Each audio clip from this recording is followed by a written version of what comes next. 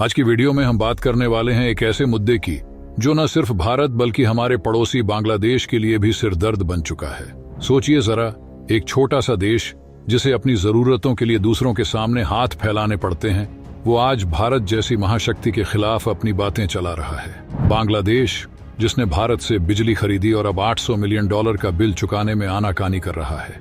लेकिन क्या हो अगर अचानक अडानी पावर ने अपनी बिजली सप्लाई रोक दी? बांग्लादेश की आधी से ज्यादा आबादी अंधेरे में डूब जाएगी और शायद हमें यह सोचने पर मजबूर होना पड़ेगा कि यह छोटा सा पड़ोसी देश कब तक इस तरह की चालाकियों से बचता रहेगा। क्योंकि अब भारत ने जो बांग्लादेश को सबक सिखाने के लिए निर्णय लिया है वो काफी मजेदार है।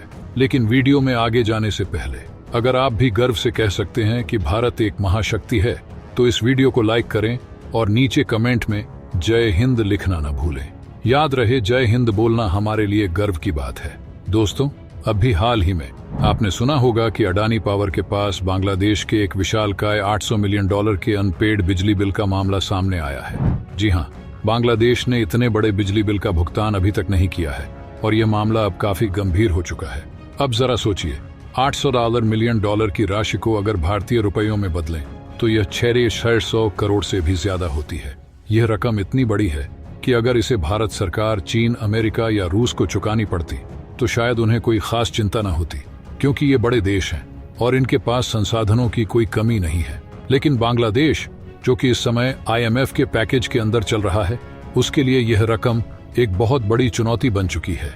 बांग्लादेश में हाल ही में हुई राजनीतिक अस्थिरता के बाद नई सरकार के चुनाव कब होंगे, यह अब तक साफ नहीं हो पाया है। प्रारंभ में ऐसा लग रहा था कि मोहम्मद यूनिस चुनाव जल्द करवा देंगे, लेकिन अब वो भी समय लगा रहे हैं और पहले कुछ सुधार करने की बात कह रहे हैं। इन सब समस्याओं को देखते हुए $800 मिलियन का यह बिजली का बिल बांग्लादेश के लिए बेहद भारी पड़ रहा है। इसी कारण अंतर्राष्ट्रीय मीडिया भी इस मुद्दे को बड़े पैमाने पर कवर कर रहा है। अब सवाल यह उठता है कि अडानी पावर इस स्थिति को कैसे संभालेगा। जब उनसे पूछा गया कि क्या वे इस अमाउंट के कारण बांग्लादेश की बिजली काट देंगे, तो अडानी पावर ने स्पष्ट किया कि बिजली की सप्लाई बंद नहीं की जाएगी। हाँ, लेकिन उन्होंने बांग्लादेश से बातचीत शुरू करने की बात कही ताकि यह रकम कब और कैसे चुकाई जाएगी इसका निर्णय लिया जा सके। शायद आप में से कुछ लोग यह सोच रहे होंगे कि अडानी पावर ने बांग्लादेश को बिजली सप्लाई करने की शुरुआत की ही कैसे।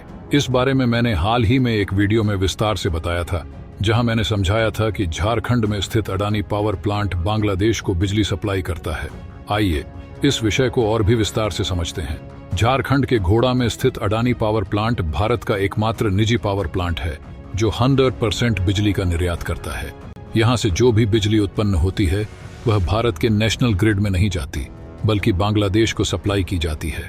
पिछले 7-8 सालों से बांग्लादेश इस बिजली का उपभोग कर रहा है। लेकिन अब जब बांग्लादेश का बिजली का बिल $800 मिलियन तक पहुंच चुका है, तो अचानक से बांग्लादेशी मीडिया में यह मुद्दा उठने लगा है कि अडानी पावर बांग्लादेश को बहुत ही महंगे दामों पर बिजली बेच रहा है। वे दावा कर रहे हैं कि भारत के सरकारी स्रोतों से उन्हें बिजली सस्ती मिलती है, जबकि अडानी से मिलने वाली बिजली महंगी पड़ रही है। अब देखिए, बांग्लादेश के लोगों के बिजली के बिल भी काफी बढ़ चुके हैं और यही कारण है कि अब बांग्लादेशी मीडिया में इस मुद्दे को लेकर बहस हो रही है।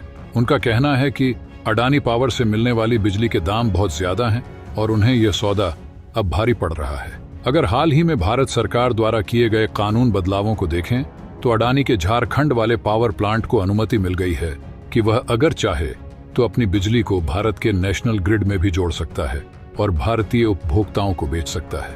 अगर ऐसा होता है तो बांग्लादेश को मिलने वाली बिजली में भारी कमी आ सकती है, क्योंकि अडानी पावर बांग्लादेश की कुल बिजली मांग का 10% पूरा करता है।